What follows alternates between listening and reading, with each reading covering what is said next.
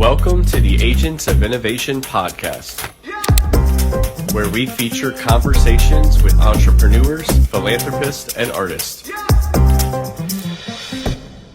Hello and welcome back to the Agents of Innovation podcast. I am your host, Francisco Gonzalez, and I'm pleased to have with me today Joe Gallagher, aka Chef Giuseppe. He is the founder and CEO of Apastioli. And Joe, I just want to welcome you to the Agents of Innovation podcast. Thank you. Thank you so much, man. This is just such an honor and a privilege, man. I love you. I love your work, and I'm just so happy to be here. Excited. Well, just let our audience know, Joe and I met about 2 months ago or so in Charleston, South Carolina, where he currently lives, although he's originally from New York. We'll get into a little bit of that story. But we met there actually during the Fearless Journeys group trip. I was there speaking at an event, the Charleston meeting, a wonderful organization. And that kicked off our Fearless Journeys weekend in Charleston. But Joe and I met, and actually I was on his podcast. So if you haven't heard that yet, I actually put it in my newsletter a few weeks ago. And this is the Low Country Podcast. Is that what it's called? Did I get it right? Low Country Lunatics. Low Country Lunatics. I knew there was another word. Low Country Lunatics podcast. So it was fantastic. And I encourage you, hey, that was a lot about my story and a little bit of our time in Charleston. I want to just pause here, though, and ask people if you are, maybe a long-time listener or a first-time listener to the Agents of Innovation podcast, do us a favor and do yourself a favor and go ahead and subscribe no matter what platform you're on. You might be listening on Spotify or Apple or some other platform. Maybe you're watching us here on YouTube. Please subscribe. That will help us promote the podcast even more and get Joe's story and the stories of now the more than 164 entrepreneurs that we've had on this podcast over the last 10 years. Stories out there. And also, hey, leave us some comments. And especially if you're on YouTube, leave a comment. Love to hear what you think. Maybe some questions for Joe or myself. And also, if you're on Apple or Spotify, give us those 5-star ratings, and you can also leave a review, which will really help bump up the podcast. Also, share it with a friend. There may be somebody here, and let me tell you, this podcast might make you hungry. So, might be somebody here you might want to share this with to help stimulate their appetite a little bit. We also have a broader community that the Agents of Innovation podcast really evolved into 4 years ago, and that is the Fearless Journeys community, where we do live online sessions with innovators, many of which who have been on this program before. And we also do some fun group trips. So I know Joe has been thinking about coming on our upcoming group trip to Chile and Argentina. That's going to be just a few days after Christmas through the beginning of the new year. We're going to be riding horses in the Mendoza countryside in Argentina with the Andes Mountains right next to us. We're going to be hiking in the Patagonia, and we'll be celebrating New Year's Eve on Chile's Pacific coast. So it's going to be a fun trip. If you'd like to join us, you can reach me at fearlessjourneysllc@gmail.com or go to the website, fearlessjourneys.org. By the way, there's no trip details on the website because you got to be a member of Fearless Journeys 2.0 to get all those details. So you should contact me. We do have a free newsletter, though, and that is at fearlessjourneys.substack.com. So you can, these are a lot of great places. I'll put all this in the show notes where you can reach us and connect with us a little bit further because we like to go deeper. Podcasts are fun, but that's just one element of education. And we really got to, get out there, turn our knowledge into action and connect with people in real life. Just like I did when we were on the Fearless Journeys group trip to Charleston, and I met this great entrepreneur that we're listening to now, Joe Gallagher. So Joe, you're in Charleston. But, your journey starts long before you're in Charleston. So I wanted to get a little bit of sense of first tell us a little bit about Apastioli and then maybe go back and let us know a little bit about where your journey in life started. Yeah, so Apastioli was never part of the plan, I can tell you that. I moved down to Charleston in 2014, and I moved from New Haven, Connecticut. I used to be in the entertainment industry. I was in contention for a Grammy nomination back in 2019 for Best New Rock Artist. I was working with Greg O.B. Session of the Hitmasters, the Hit Cartel Records, and then Big Noise Records. Al Gomes put me on a ballot for Best New Rock Artist. That same year, I got hit by a truck, had 2 spinal surgeries, and my life went down the toilet. But So yeah, I'm originally from New Haven, That Connecticut, and I was grew up in an that was Italian. that was in Yeah, 2019, the accident. yeah. So during the voting process of the Grammys that year, I'm up on a ballot. I'm at a red light.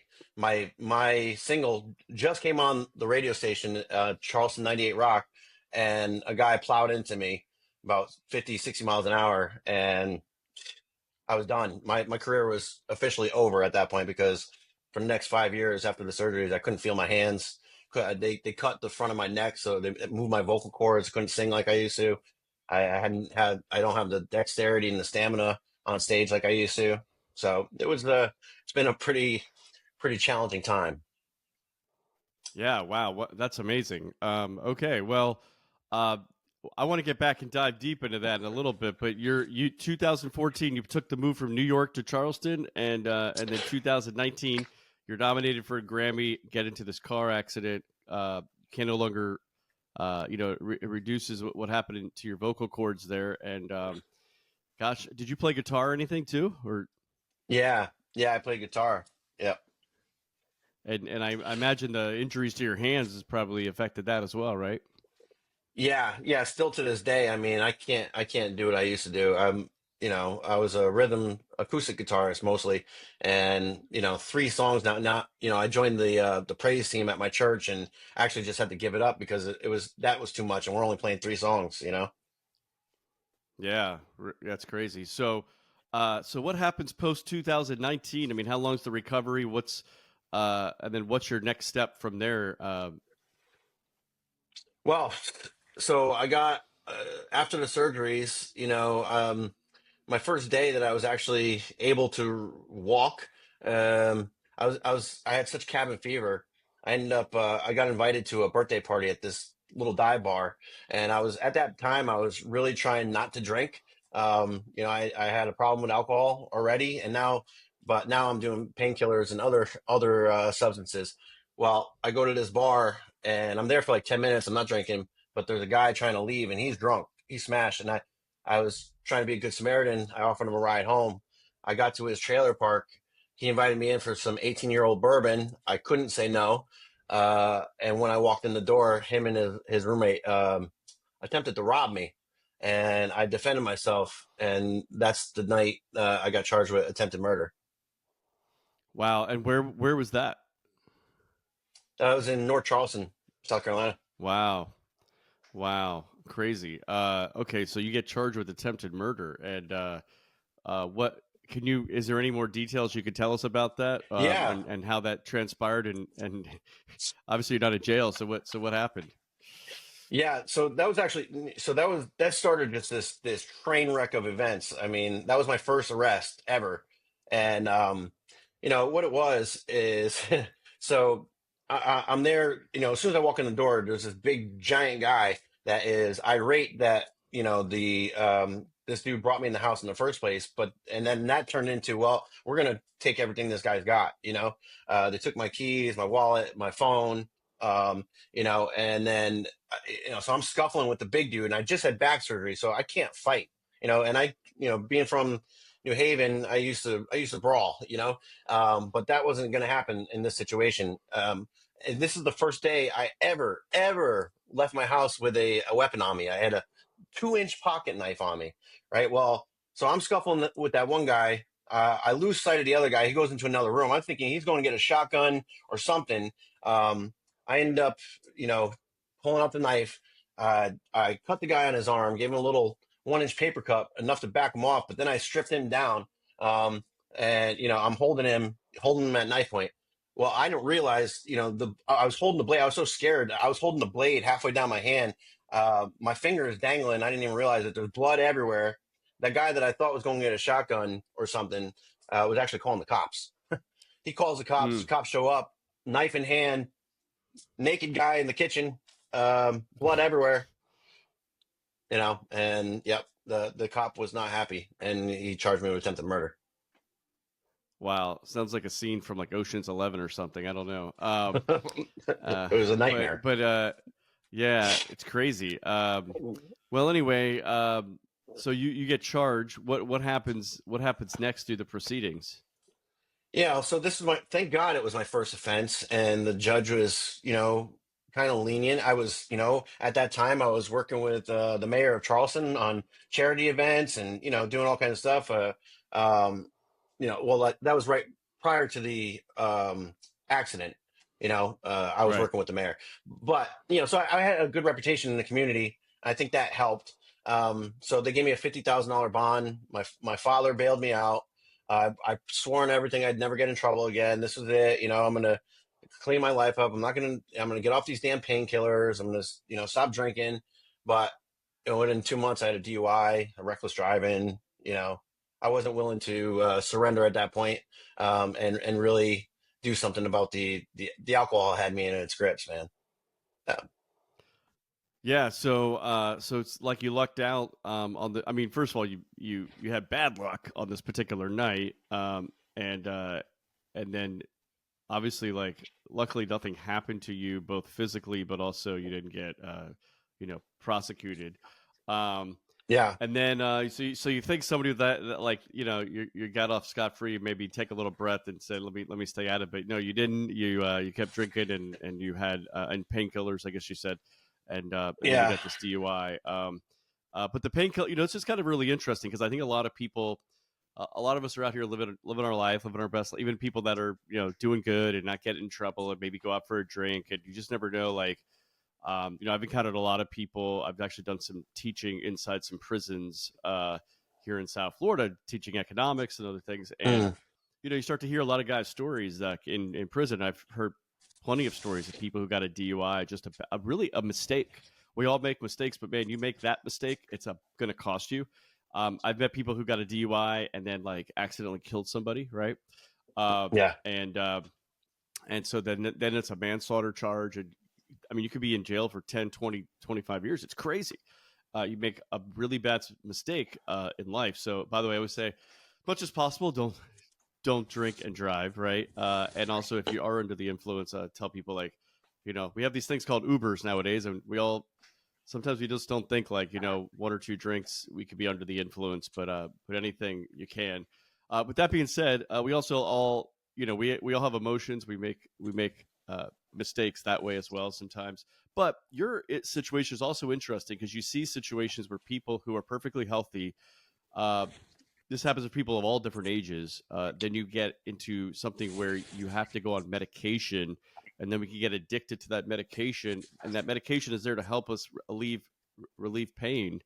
But over time, you get addicted to it, and then it can have some other consequences for you. So it's a sad reality, but it's like none of us are immune to it. So your story is kind of interesting there. But yeah, obviously we don't want to blame everything on drugs and on life situations because we all do have responsibilities and decisions to make. So what you got this DUI? Tell me what your next So this decisions in life were.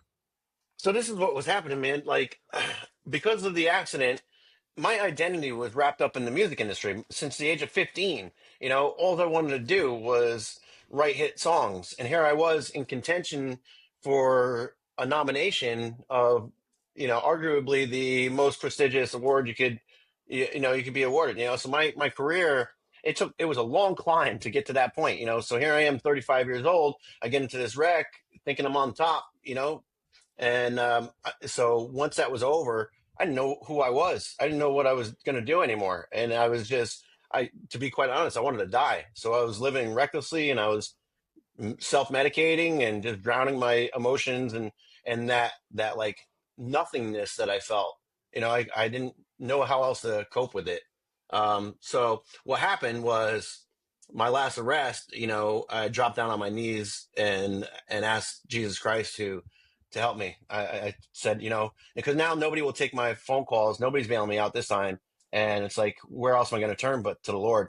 And I did, got out of jail and got right into recovery and got serious about my recovery. That became the most important thing in my life. And I found a new purpose. And this leads to the sauce because I brought some eggplant parmesan, some spaghetti and meatballs to a group of drunks, and I couldn't even get a job at Walmart at this time.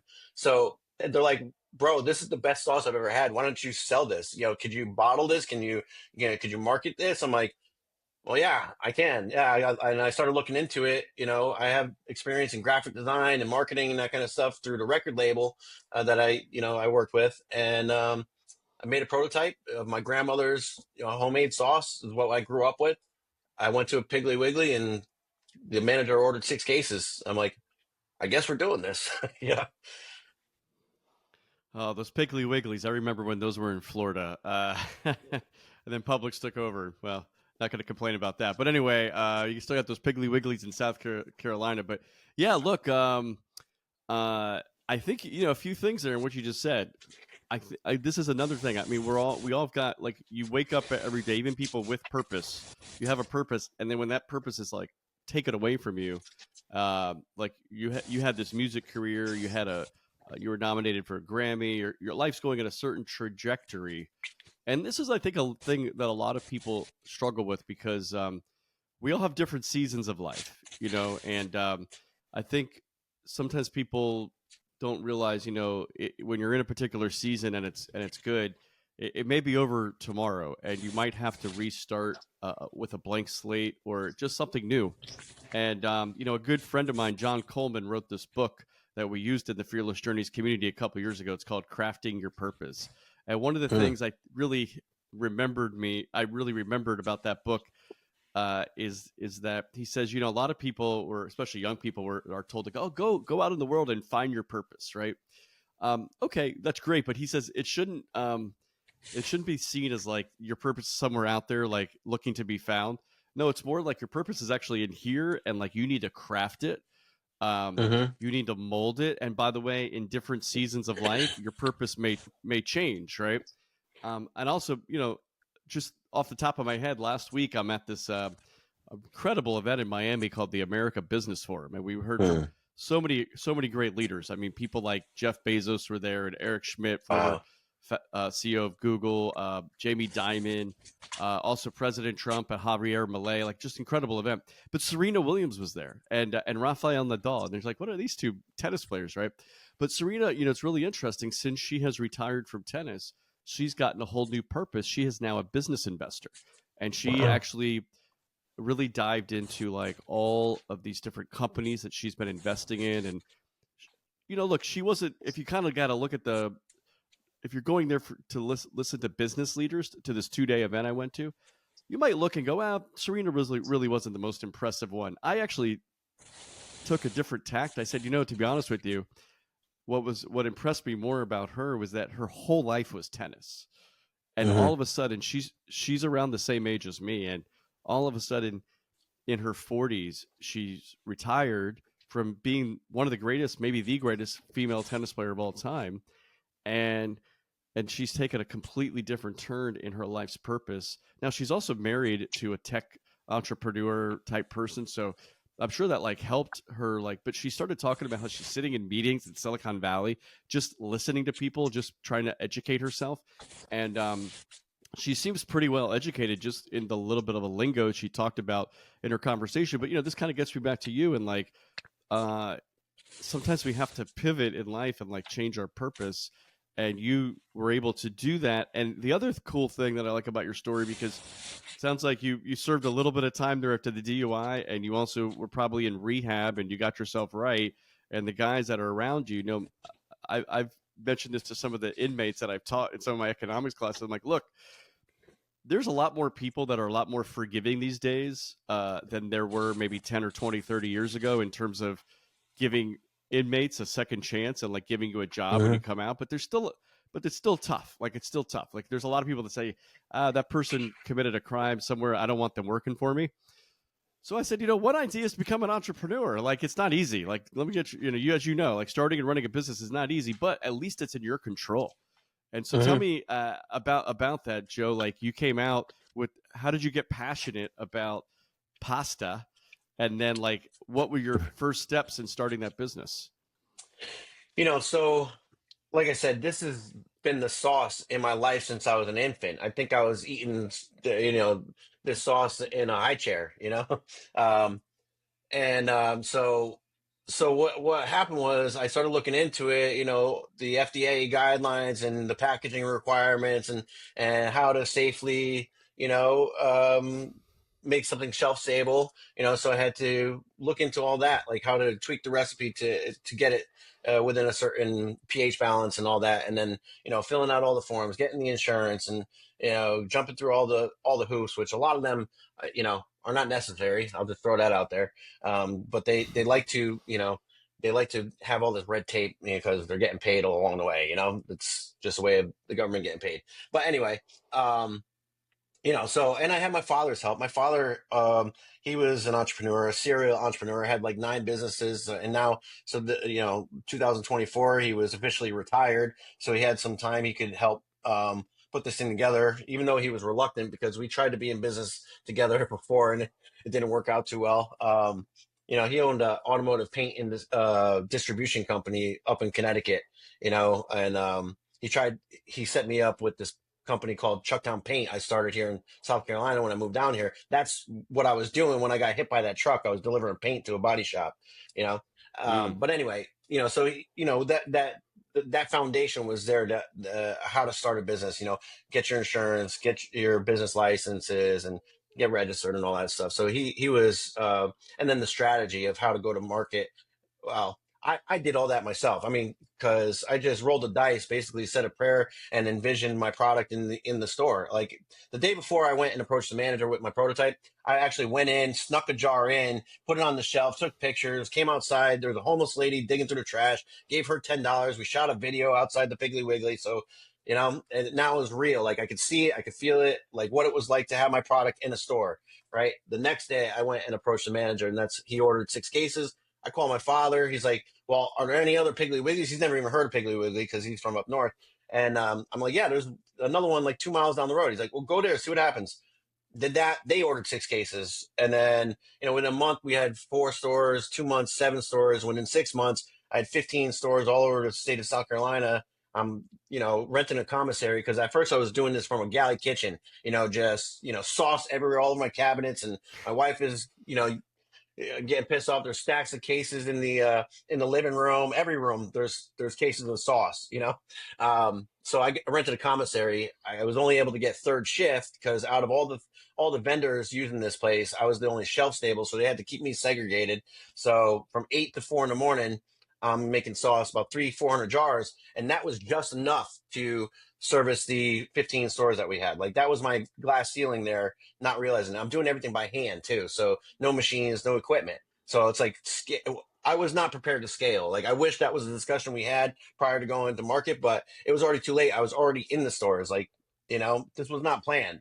And we just had to figure things out as we go. But yeah, it's been an exciting journey. And that started, that right there, that sauce started so much more that I've been able to do since. And that this is all God, man. I had no idea what I was doing. So it's really interesting, your story. I talked before, you went on that discussion about the, your purpose, but your purpose also was that you got your soul right. You got your head right. You got everything right. And, putting your faith in God and Jesus. But then also, I thought it was super interesting when you were retelling that story for a lot of people listening. You envisioned your product on the shelf, and I really think you got to have the belief, and then you have to have like the vision, and you really did. And then you literally took it and put it on the shelf and took a picture, and really saw yourself there before you were. And so I think that's so important, like having that mindset, that belief, and then like the vision of how it's going to succeed, because you can believe. And that's great, but then like the vision actually puts it there, and then the third part is the action, and you're in your kitchen, actually sauce everywhere as you described. You're actually in action. You're talking to the store owners, selling your product. You're in action. Sounds like a lot of action going on in a very short amount of time, to where you were actually like, wow, I'm actually successful enough that I forgot how to put a plan if I need to scale. Yeah, man, it was crazy. So, and then, so not only did I have those 15 stores that I'm servicing, which was pretty much my break even point. Like we're just turning a profit with those 15 stores, right? So it's like, And then I started getting calls from other major retailers. The first one was Food Lion, and they wanted to open me up to 163 stores in all the stores in South Carolina on their hyper local category. So I'm like, how am I going to do that? There's no way. So I started calling to co-manufacturers, which that's the natural progression. When you hit that production capacity threshold, it's okay. Let's call the factories to see who could give me the best price, blah, blah, blah, and who would believe in the story and want to support this brand and where this is going. Because there's a philanthropy part of this too. Is that I was helping other recovering addicts, people that were incarcerated. They were helping me, package bottles, 3:00 in the morning.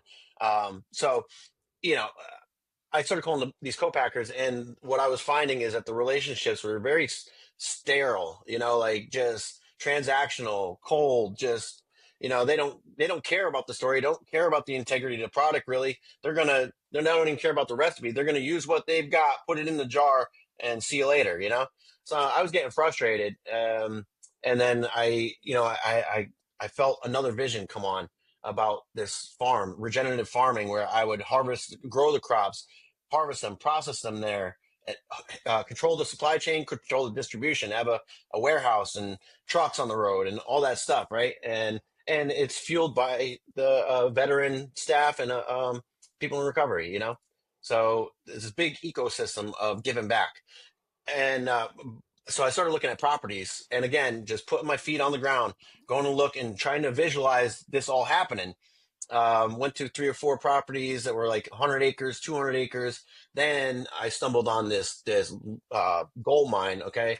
Long Wing Plantation, 1,700 acres, 25 minutes outside of Charleston, 10 minutes from Edisto Beach, just pristine land with infrastructure. They had plumbing, they have 2 structures, they had, canals and water systems, irrigation, the whole 9 yards, like 20 different fields that were ready to cultivate. So, but that's a $15 million investment.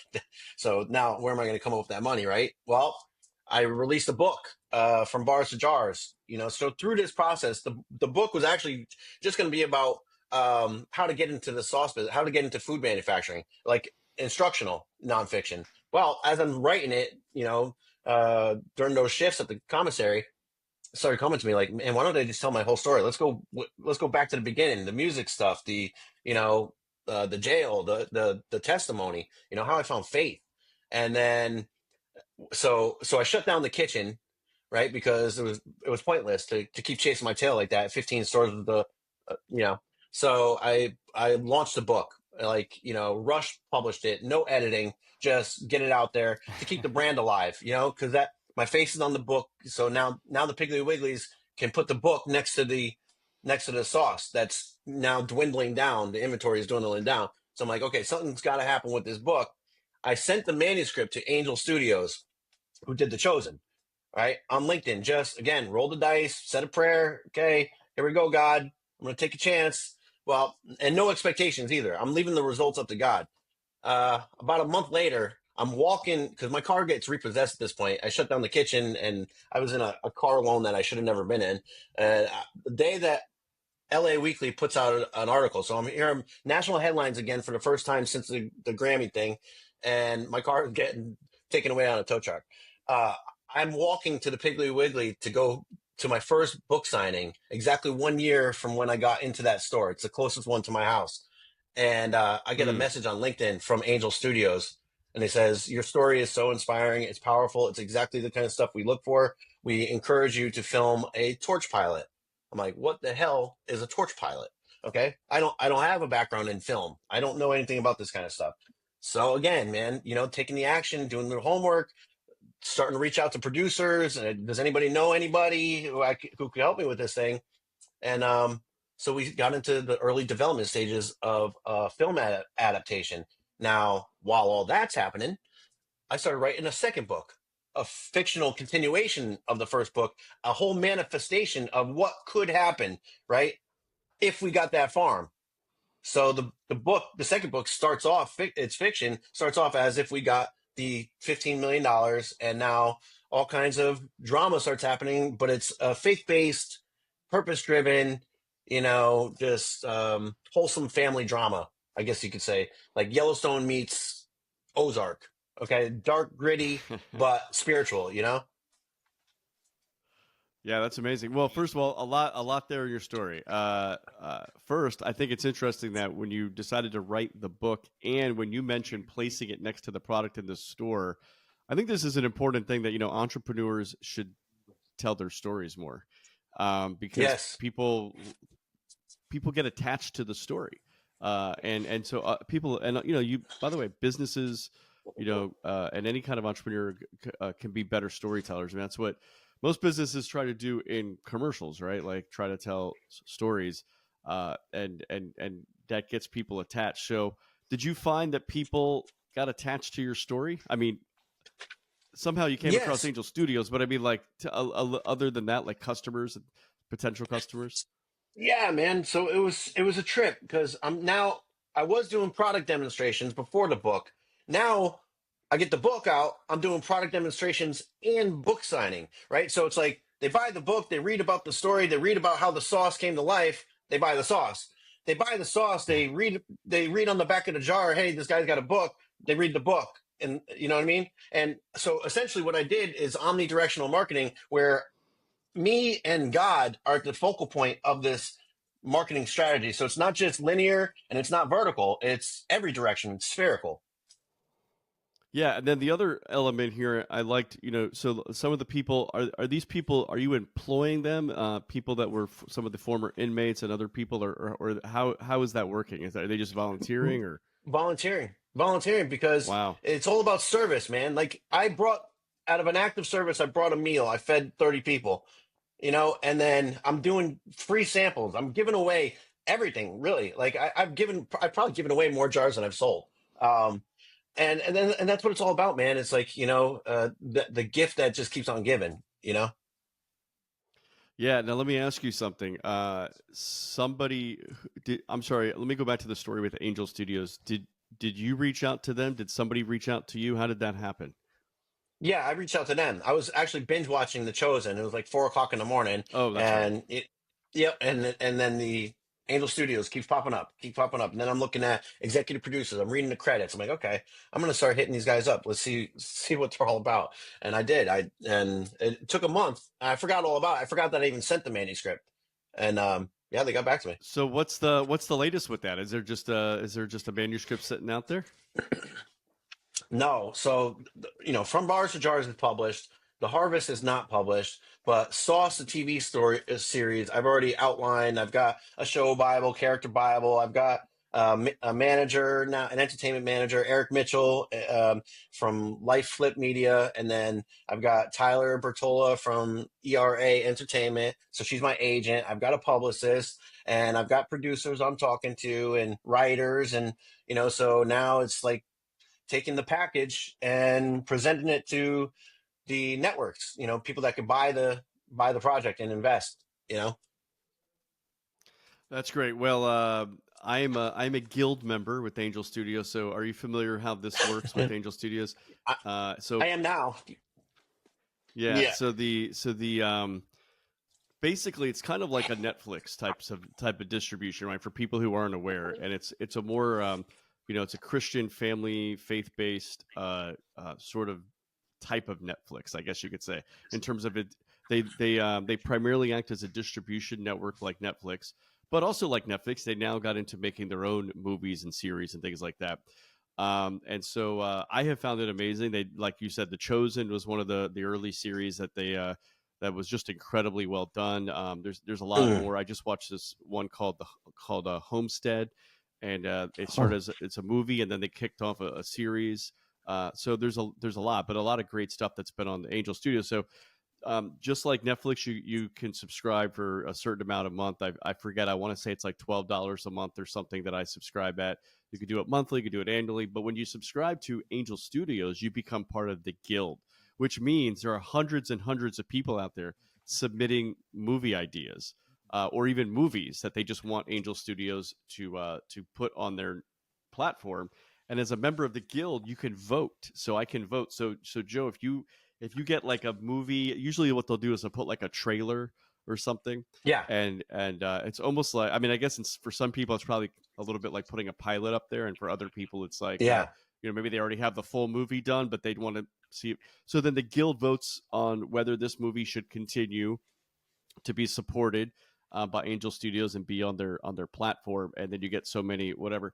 I should also let you know I've gotten to know two of the guys that are two of the co-founders of Angel Studios, so happy to make some connections there in the future. But Oh man, they're fantastic, and I really love everything that they're doing, and their personal story of Angel Studios is amazing. So who knows? Maybe I'll get lucky and have one of them on here at some point.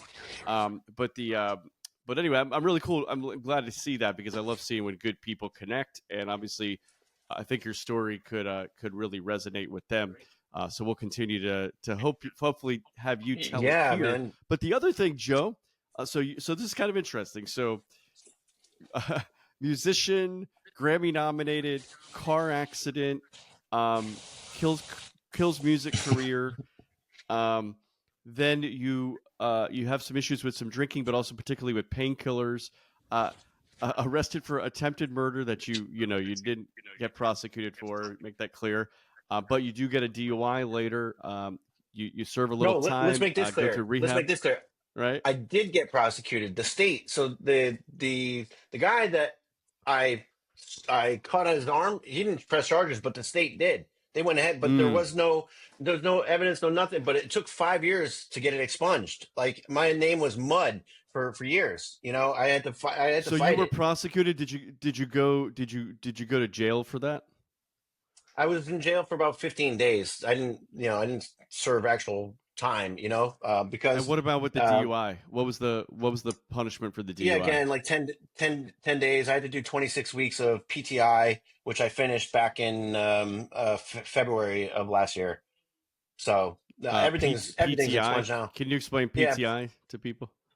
Pre-trial intervention. So I had to do 26 weeks of anger management and drug and alcohol class.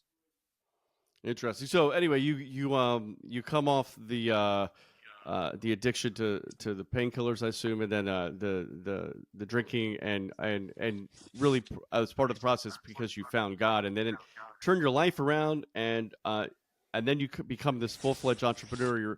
You got the pasta business going, but the pasta business, Apastioli, as it says on your hat, isn't just about pasta now. You've got into some other products. Can you tell us about some of those other products? Yeah, so we have a luxury fragrance line now, and I'm doing private labeling too. Some big names that I can't mention, but this is I again couldn't see this happening for the life of me. And the way that I knew how I learned about fragrance creation and formula developing, it was actually from experimenting when I was working under the table, trying to help a friend start a distillery in Alabama. So I was actually successfully able to launch 10 moonshine flavors that I created and the packaging in Alabama. I got them registered with the TTB, 100% legitimate. Anyway, that thing fell apart because my ex-partner was a psychopath. But needless to say, I had some experience there. But and at the distillery, what I learned is that the ethanol that they use to create the liquor, right? That's the main ingredient for hand sanitizer and perfumes. So, and then the oils. Now, I had to do a lot of research on that. I didn't start messing around with the actual oils till just recently, where I'm actually infusing and doing like what they call enfleurage, where you're extracting the oils from woods and flower petals and stuff like that, using fats and coconut oil and stuff like that. That's amazing. Now let me ask you something. This is part of the Apastioli brand, these fragrances, but do you come out smelling like pasta or Italian food? What's going on here? Oh, Francisco, I've heard all kinds of things. People are saying, "Hey, are you going to do a basil flavored fragrance? Is the sauce going to taste like fragrance?" Like, no, it's completely separate. But what I'm doing is trying to position us as a luxury lifestyle brand. So it's a premium sauce, the best sauce you're ever going to get. and these are very high end fragrances. And coming to market was tricky because I've never been in this space. I don't know too much about it, how to operate in that lane. But I'm a certified FDA approved cosmetics manufacturer, and the line that I came out with first, the first two products, I made them accessible. Like the retail price point was, like you would see in the mall, like $150 for a 3.4 ounce bottle. Well, now come January and February, because of these partnerships, the people that are coaching me in this world that I'm just stepping into. These bottles are going to retail like $600 and up. We're only doing like very exclusive, fine details, ornate bottles and stuff like that. So right now I'm using all stock bottles. I am making the oils from scratch, but even that operation, that side of it is going to escalate into a whole new stratosphere come the first of the year. That's awesome. Well, again, you've got all this going on with the products, but then also you've got these scripts you've written for that you're presenting to different networks and companies about potential movies, TV series, and this kind of is on top of the books, which are also telling your story, both nonfiction. What I actually like about what you mentioned about the nonfiction is the story up to now, right? It's the story of you, your faith, your products, your company, how it got formed. I think people love that story. It should be told. What I love is that you then have this fiction, which is more like the vision of the future that has not yet happened, which is why it's a fiction. And what really, this is a great example for everybody out there who's maybe thinking of being an entrepreneur, or they are an entrepreneur and they want to learn how to succeed, is having a vision is almost a little bit like writing a fiction, right? It's a little bit of, it's something that hasn't happened yet. It's something you envision. So fiction writers have to envision something that they come up with, their creative sense, their creative side. But you could kind of do this if you kind of map out, your future, and you got to be a little realistic. Obviously, you can't be, magicians come down from the sky or something like that and help you out. But but I think like this is kind of cool that you've got this future vision, which is a little bit articulated in your fiction work. Yeah, man, it is, man. It's interesting. And, who knows how much of that fiction is going to come true? Because I can tell you what. So, it was actually a year to today, to the date, November 10th of 2024. I met the pastor Leonard at the Piggly Wiggly doing a product demo. He's got his king sauce, garlic butter, seafood sauce. He's stocking on the shelf. We get to talking. Turns out he's a pastor.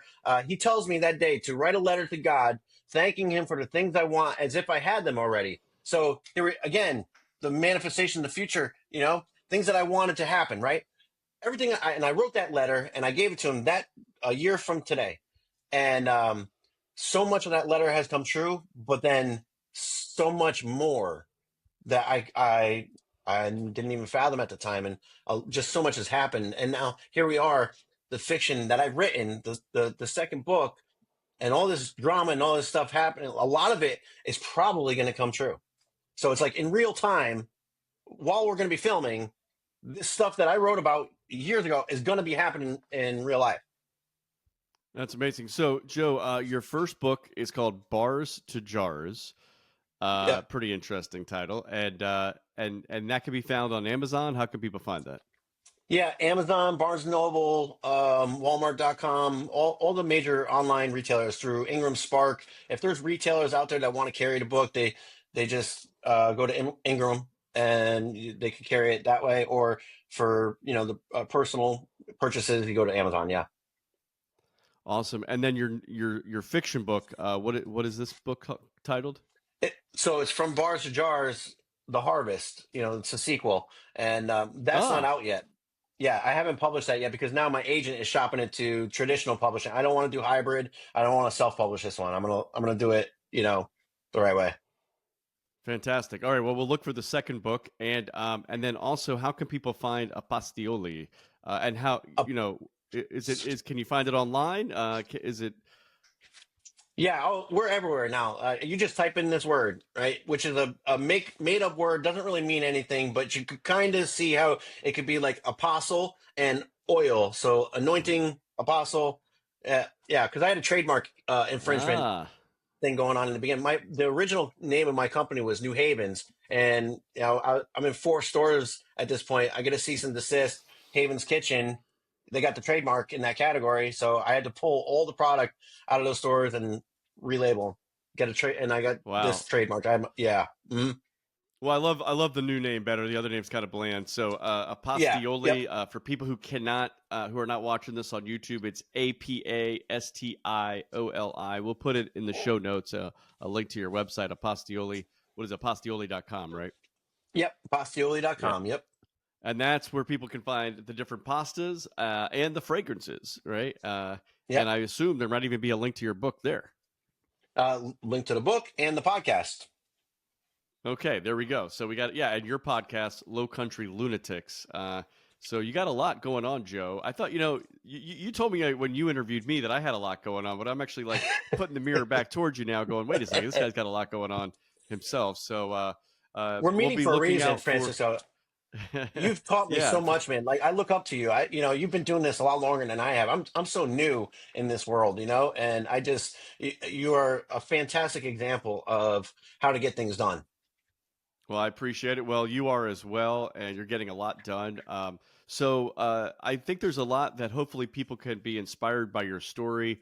Really, no matter where people are in life, no matter how good things are. This is the interesting thing, because a lot of times we have stories of, like you did have a moment and multiple moments of that were tough moments, whether it was your accident, whether it was this attempted murder charge, whether this was the DUI charge, all these sorts of things that were really, really tough. But before that, you were having a great life. You were on the rise as a music success, Grammy-nominated. So even sometimes we look at things you never can take for granted, good moments, and so you should never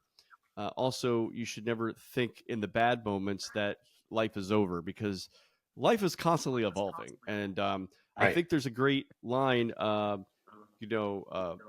forget. I think it was King Solomon maybe that first said it. I'm not sure. I don't think it's in the Bible, but it's this too shall pass. A really great line. And so whether you're going through good or bad, this too shall pass. And then also, I think the other thing about your story here is you really have manifested your future. And this is something I just see more and more at people I read about, people I interact with. And people sometimes tell me this is like hocus pocus, Francisco. No, it's really not. You really have to believe and envision and manifest before you actually, can succeed. And you can't forget, you got to have the action part in there as well, which you certainly have a lot of action going on. I just want to add, it's like, don't be afraid to fail forward and fail in public. I had no idea what I was doing with any of these initiatives, but I did have the vision. I did truly believe it. I did internally submerge myself in that environment and actually feel the emotions associated with it, not just visually, not just seeing the product on the shelf. What did it feel like to have my product on the shelf? What was I smelling on the farm? Okay. And basil, tomatoes, I'm smelling it. I'm feeling the textures of the leaves, in my mind. So, and the bottom line too is, trust God, clean house, and help others. That's a fantastic way to go out. But I do have to ask you one more question, because it's lingering in my mind. What happened to this farm? I know you didn't have $15 million to invest in it, but you seem to let that linger there. What's going on with the farm? I mean, the owners, God bless them, are kind of holding out. They're turning down offers for, real estate developers, golf course developers have been approaching them, and they don't want to compromise the land. They're conservationists, they're conservative at the core, and they want to protect the land. And what I'm trying to do with regenerative farming, they're kind of holding out. And, even if I don't own the farm, they will let me come out there and film some stuff. These guys are just incredible. The Dissetta group, they veteran, he's seen some stuff, and he's just such a peaceful man that I really look up to the guy, and we connected on a spiritual level, and so this is a project that he cares about personally, because I'm trying to help veterans too, So Joe, if there's somebody listening and they're like, man, I would love to help invest in Joe's product. Are you open to investors to help you get that farm? Yes, yeah, definitely. I have an investment broker and my team and everything. We are taking, taking a lot of interest, and we're talking to a lot of people, but nothing has been signed yet. But I am giving up equity. There's definitely ways to get involved financially for sure, and the ROI is insane. And I can show in my pitch deck, 500 million by year five, with a 3.5 ROI. Wow, that's amazing. Okay, well that might be something for people to be interested in getting involved with and investing in. Joe, any parting words here or any ways other than apastioli.com that people can connect with you? Yes. This might be dangerous to do, but it's already out there. My phone number, my cell phone number is public information. It is Apastioli headquarters, right? If somebody is struggling out there and they want help, don't hesitate. Call me or find help. There's programs out there to get involved with. You can turn your life around, and no one is too far gone. And really, my primary purpose is to stay sober and help other alcoholics achieve sobriety. And if I could be just a small part in that and help initiate that for somebody, that's what I got to do. I have a responsibility. So Well, that's awesome. Well, I'm glad that you got sober, you found Jesus, and you are now doing amazing things on the entrepreneurial level, and you're telling your story, and perhaps one of these networks, distribution companies, etc., and publishing companies will help your story get out there even further. So we'll look for that. But hey, I always like to tell people you first heard the story on the Agents of Innovation podcast. So that's now right. keep following Joe, and we'll keep following your journey as well, and hopefully stay connected, and hopefully see you soon on the Fearless Journeys group trip. Thank you so much, man. You are a godsend for real. There's just so much here, and I just can't thank you enough. Well, thank you, Joe. Thanks again for being an agent of innovation and for being on the Agents of Innovation podcast. And we will talk to you soon.